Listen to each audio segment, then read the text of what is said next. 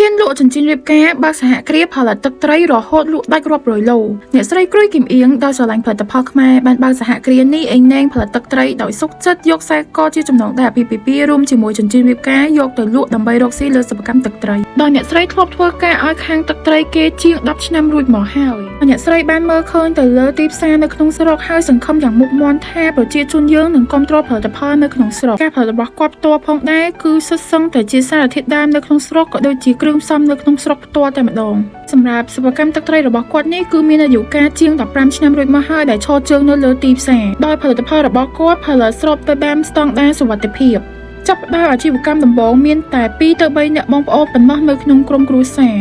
ដោយមានការគាំទ្រពីប្រជាពលរដ្ឋមិនថានៅក្នុងស្រុកមិនថាក្រៅស្រុកជាច្រើនទើបឲ្យគាត់ក្លាយខ្លួនជាសហគ្រាសបានមិនតែប៉ុណ្ណោះក៏គាត់បានជួយបង្កើតការងារដល់ប្រជាពលរដ្ឋរបស់យើងដែលនៅក្នុងស្រុកឲ្យមានមុខរបរការងារធ្វើច្បាស់លាស់ផងដែរចូលអ្នកទាំងអស់គ្នាគាំទ្រផលិតផលនៅក្នុងស្រុកឲ្យបានច្រើនទាំងអស់គ្នាគាំទ្រផលិតផលខ្មែរគឺគាំទ្រសេដ្ឋកិច្ចជាតិខ្មែរ